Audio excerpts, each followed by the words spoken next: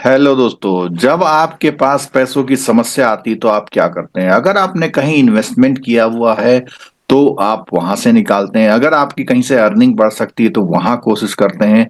और अगर इनसे कहीं से भी आपके पास पैसा नहीं आ पा रहा है तो जो आपने पुराने समय में या आपके जो पुश्तैनी लोग हैं उन्होंने जो भी संपत्ति अर्जित करी होती है उसको बेच करके आप पैसा पाते हैं। यही हो रहा है दोस्तों आजकल। सरकार के पास जब भी पैसों की कमी होती है तो सरकार अपने जो पुराने पीएसयूज हैं या बैंक्स हैं, जो सरकारी ऑर्गेनाइजेशन हैं, उनका प्राइवेटाइजेशन करती है या हम टेक्निकली करें डिसइन्वेस्टमेंट करती है। यानी लोगों से कहती है भैया आप पैसा लगा लो और अपना पैसा वहां से निकालती है। दोस्तों ये खबर है जो हमारे 5 बैंक हैं उनमें उनका स्टेक जो है 10,000 करोड़ का बेचने की सरकार ने अनाउंसमेंट कर दी है।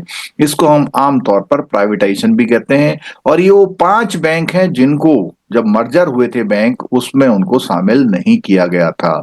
या हम ये कहें टेक्निकली वो उतने साउंड नहीं थे जिससे सरकार ने ये सोचा कि इनको हम धीरे धीरे प्राइवेटाइज करेंगे जिससे इन बैंकों का सुधार हो। दोस्तों अगर ये प्राइवेटाइजेशन हो जाता है तो इसमें एक तो आई कि निर्णय लेने की जो पावर होगी वो प्राइवेट लोगों के पास हो जाएगी। आपका सैलरी स्ट्रक्चर और जो नियम शर्तें सर्विसेज की हैं वो बदल सकती हैं। और प्राइवेटाइज होने में ऐसा भी हो सकता है कि कोई बड़ा बैंक इनको ले ले, या ऐसा भी हो सकता है आने वाले समय में यही बैंक आपस में मिलकर मर्जर करके भी एक बड़ा बैंक बना लें। लेकिन ये बैंक जो हैं एक ऐसी स्थिति में पहले से माने गए हैं सरकार के द्वारा कि बहुत अच्छी कंडीशन में नहीं है। हालांकि इन बैंकों ने पिछले 2-3 सालों में बहुत मेहनत करी है और अच्छे अच्छे रिजल्ट्स भी दिए हैं। तो अगर आप यहाँ पे एम्प्लॉय हैं तो इतनी जल्दी इसमें कोई फर्क नहीं पड़ने वाला। हाँ, आने वाले 5 से 10 सालों में इसमें बड़े परिवर्तन देखने को मिल सकते हैं। दोस्तों अगर आप जेआईबी सीआईबी कर रहे हैं तो इस ऑफर का यूज कर लीजिए। 1000 का एडिशनल डिस्काउंट आपको मिलेगा लाइव क्लासेस पे, कोर्सेज पे। इसका लिंक नीचे डिस्क्रिप्शन बॉक्स में दिया हुआ है। मोबाइल एप्लीकेशन जरूर डाउनलोड कर लीजिए क्योंकि उसी के डाउनलोड करने से आपको नोटिफिकेशंस वगैरह मिल सकते हैं। तो दोस्तों आगे बढ़ते हैं इस न्यूज पर। तो दोस्तों ये है बैंकों के प्राइवेटाइजेशन से संबंधित न्यूज। अब इस न्यूज के अकॉर्डिंग सबसे पहले जो मिनिस्ट्री ऑफ फाइनेंस है उसने ये जारी किया हुआ है कि भैया हम जो है 10,000 करोड़ का स्टेक बेच रहे हैं। तो जैसा कि हम देख पा रहे हैं कि गवर्नमेंट ने अप्रूव किया हुआ है 5 पब्लिक सेक्टर बैंक का स्टेक के सेल के लिए। और इसके लिए कोई आईपीओ नहीं आएगा, इसके लिए क्वालिफाइड इंस्टीट्यूशनल प्लेसमेंट। अब ये क्वालिफाइड इंस्टीट्यूशनल प्लेसमेंट क्या होता है? इसमें जो है एक तरह से जो क्यूआईबीज हैं उनको ऑफर किया जाता है। वो बड़ी बड़ी जो म्यूचुअल फंड हैं, पेंशन हाउसेस हैं या हमारे एफआईआईज हैं, उनको ये ऑफर किया जाता है कि भैया 10,000 करोड़ पैसा दे दो और उतने परसेंटेज की हिस्सेदारी ले लीजिए। अगर हम बैंकों के नाम जानना चाहें तो ये वही बैंक है, bank of Maharashtra, Indian overseas bank, Punjab and Sind bank, UCO bank and central bank of India. इसमें अभी भी बैंक ऑफ इंडिया अभी भी छूटा हुआ है। वो बैंक भी उस समय पर कंसोलिडेशन के समय, मर्जर के समय छोड़ दिया गया था। और ये स्मॉल ट्रेंचेज में यानी छोटे छोटे टुकड़ों में की जाएगी। और इसकी शुरुआत जो है, जो हमारा 4th क्वार्टर जो है जो चल रहा है वहीं से हो जाएगी। अब बेसिकली इसको हम ऑफर फॉर सेल भी बोलते हैं, ऑफर फॉर सेल रूट से। इसमें क्या है, एक तो क्यूआईपी हो गया और जो हमारा department of investment and public asset management है जो गवर्नमेंट ऑफ इंडिया का है, उन्होंने ऑथराइज किया है क्या, to sell stakes these bank through the offer for sale. तो ऑफर दे देगी वो, ठीक है।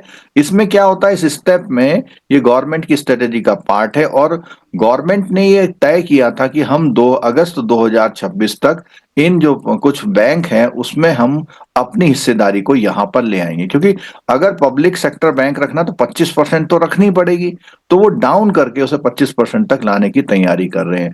और ये जो है अभी भी गवर्नमेंट के department of financial super services जो है डीएफएस के अंतर्गत में आते हैं क्योंकि अच्छी खासी इसमें बैंकों की स्टेक है। दोस्तों अगर अब बीएसई की डेटा के अकॉर्डिंग हम देखना चाहें तो जो बैंक ऑफ महाराष्ट्र उसमें 79.6% स्टेक है और पंजाब एंड सिंध बैंक में 98.25% है, इंडियन ओवरसीज में 96.38, यूको बैंक में 95.39 और सेंट्रल बैंक। तो अगर हम बैंक ऑफ महाराष्ट्र को छोड़ दें बाकी सब में लगभग 93% से ज्यादा का स्टेक है। बहुत बड़ी हिस्सेदारी जो है सरकार की है इनमें।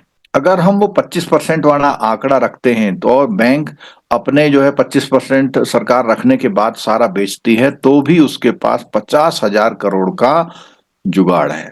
यानी कि 50,000 करोड़ तक वो इसमें से बेच के अपने पास पैसों की उपलब्धता करके अपने सरकारी कामों में लगा सकती है। सरकार का इसके पीछे क्या ऑब्जेक्टिव है? तो सबसे पहला वो बोलती है कि भैया ऐसा करने से infuse additional capital into these bank, यानी कि बाहर के लोग पैसा लगाएंगे। Achieve compliance with public shareholding norms, तो 25% वाला जो कंप्लायंस है वहां पर आ पाएंगे। Strengthen and financial stability public sector banking system, तो ये तीनों बातें यहाँ नजर आ रही है। तो ऐसा तो हमारा मत ये है कि ऐसा सरकार इसमें बने रहकर भी कर सकती थी, लेकिन जब हम बाहर के लोगों को लाएंगे तो हो सकता है कि उसकी जो बैंक की फाइनेंशियल हेल्थ है वो अच्छी हो और उनकी वहां गवर्नेंस अच्छी हो, क्योंकि जब कंट्रोल किसी और के पास आएगा तो वो इन बातों का ध्यान रखेगा। तो दोस्तों ये न्यूज थी, क्योंकि बहुत समय से प्राइवेटाइजेशन प्राइवेटाइजेशन की बात आ रही है, तो अभी तो हम इसको डिसइन्वेस्टमेंट कह सकते हैं, क्योंकि जब तक जो शेयर है 51% से कम सरकार का ना हो जाए तब तक तो सरकारी रहेगा ये।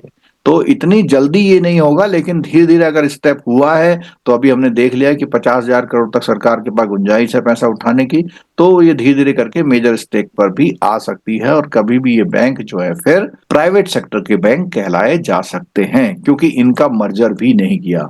और कंसोलिडेशन के एरिया में जब बैंक गवर्नमेंट ने बहुत सारे बैंकों को मिला के कुछ कम बैंक बना दिए, 12-14 बैंक, तो वहां पर उनका कहना यह था कि कुछ बैंक रहे लेकिन अच्छा एक बड़े बड़े बैंक रहे, ग्लोबल लेवल पे उनका नाम हो। तो इस प्रोसेस में हो सकता है इन बैंकों में जब स्टेक बेच दिया जाए तो ये बैंक आपस में फिर खुद मर्ज हो जाएं, वहां पर सरकार की परमिशन की जरूरत नहीं पड़ेगी, जब पब्लिक सेक्टर से जो 51% से कम की हिस्सेदारी होने पर हो जाएगी। दोस्तों ये वीडियो कैसा लगा? ऐसा ही अपडेट वीडियो देखने के लिए चैनल को सब्सक्राइब कर लीजिए, इसका लिंक दोस्तों के साथ शेयर कर दीजिएगा। Thank you so much.